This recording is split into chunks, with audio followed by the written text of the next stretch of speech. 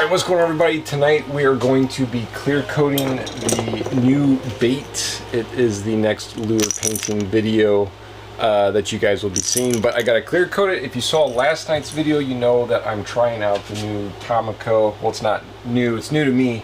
A new clear coat, the Tamco 9500 with the ultra protective clear coat hardener that is the fast curing. What I did on my other couple test baits was I had just mixed them up in the normal little plastic container, but what I'm thinking about doing tonight is grabbing, I've got a couple of these old, old paint tubes laying around that I was thinking about once I mix it in there, then I can put it on the little paint shaker and get it to mix better, rather than just using the plastic cup and then mixing it with a stir stick. So that is what I'm going to do today. We're going to clear coat that bait for the lure painting video, along with this little guy that I had painted for a short.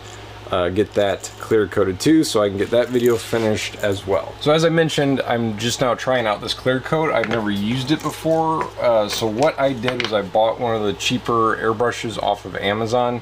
If somebody's interested in this one, I can link it in the description below. It's not dual action, you just pull back the trigger. There is adjustments, that way you don't pull it back too far, but it's not dual action. So you pull back, air and paint are coming out. But it was around $30, so I figured if I ruined it with this clear coat, not a huge loss.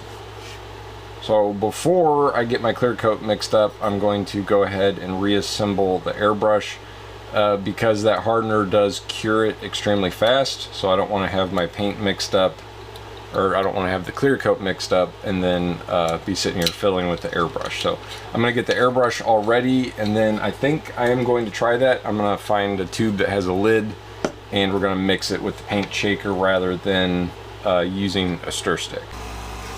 Alright, got the air compressor running, filling with some air, I guess.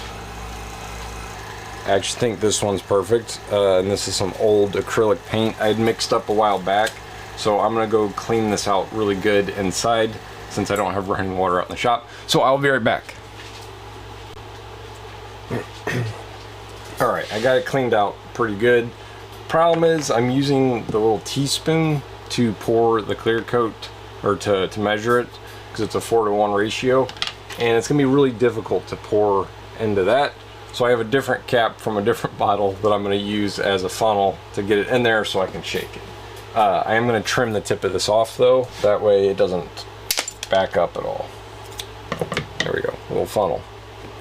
Okay, I have got to peel the tape off of this really quick, and then I'm going to get my gloves and mask, and we'll throw some clear coat down. See how I can do it. I know I've seen before that humidity can sometimes have an effect on this clear coat, so I don't know how big of an effect that can have. I guess we'll find out today. Also, if you watched last night's video, you had seen I had said something about the orange peel. So what I did on the second bait that I clear coated, I had turned my air pressure way down, and that seemed to have worked. So that's what we're going to try again today.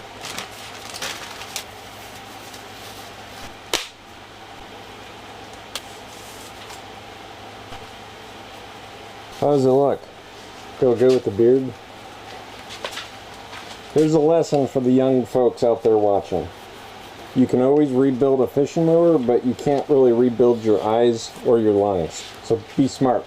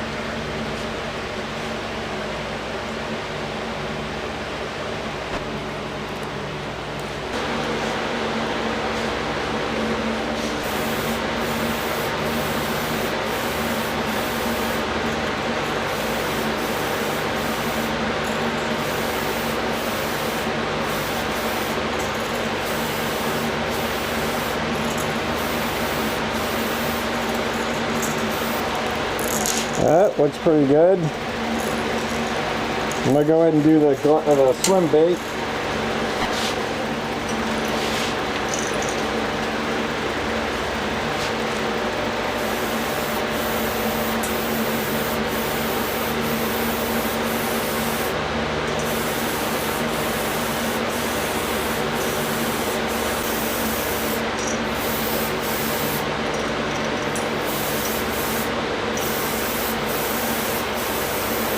Alright, that's all the clear coat I had mixed up. Looks like it did pretty good, so I'm going to get the airbrush cleaned out and then we'll come look at this. Should cure within a half hour.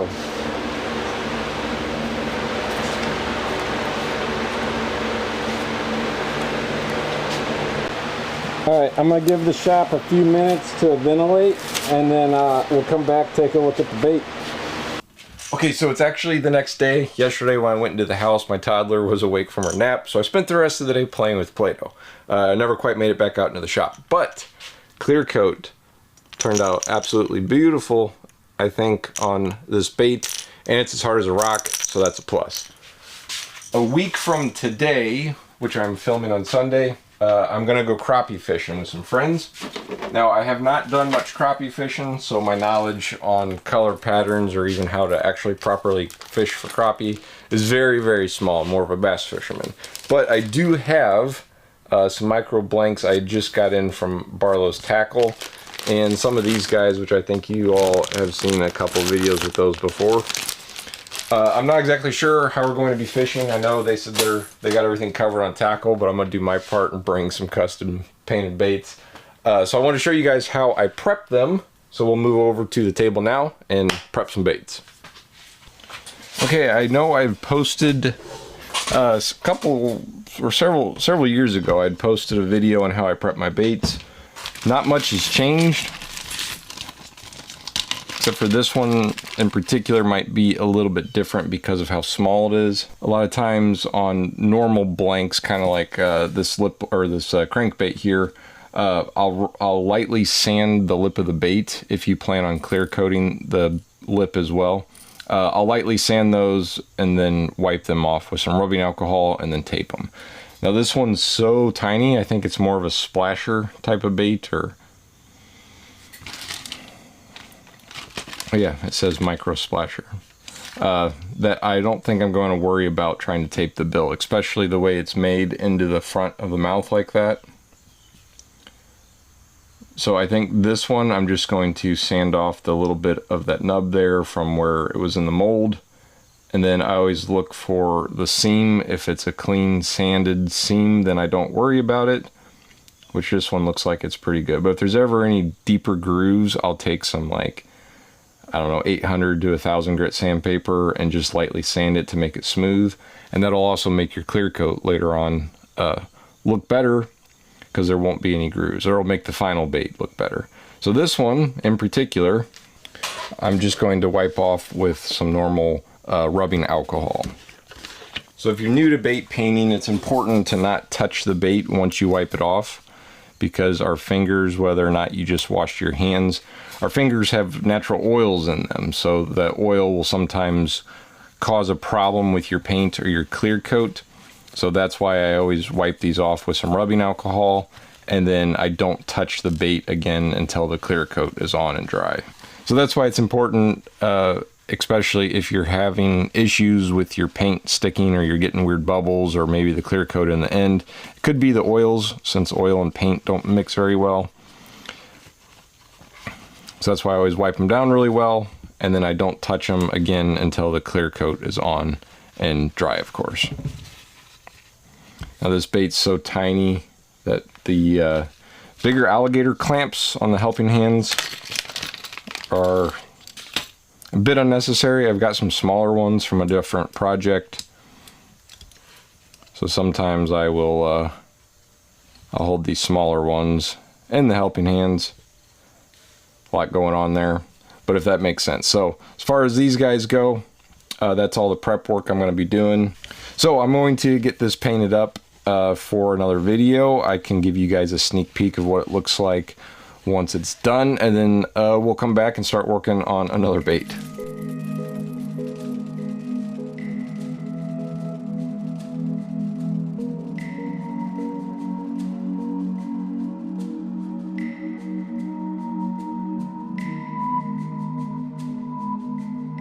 And there we go. I got 2 of them painted and filmed for you guys. The really dark one, I used that Wicked Silver Flare color, so that should look pretty juicy once the clear coat goes on. So you guys get the little sneak peek of some upcoming content. Speaking of painting videos, I got the clear coat done as you guys saw earlier, and I got the rest of this video is edited. I just need to get the final shots of the bait. So I'm gonna do that now, along with I always think it looks really nice on the painting videos when I show the blank up close before I paint it rather than just in the video itself. So I'm gonna get a couple shots of this for the final shots for this video, and then I also want to get a clip of the bait unpainted to put at the beginning. That way you guys can see it close up right out of the gate, seeing how well my tape job here was for this tail. Not bad, pretty clean. I think it looks good to me. All right, I'll throw some hooks on here and then get my final shots.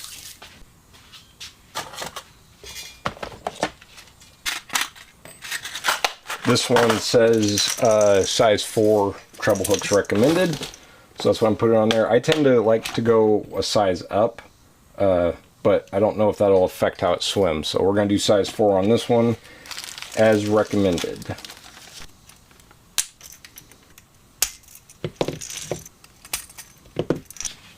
I think I'm going to use the little lure display stand for the final shots on this one, but I think it would look better if it was painted black, because I'm going to do a black background on it. So I'm going to paint this real quick and then get the final shots of this.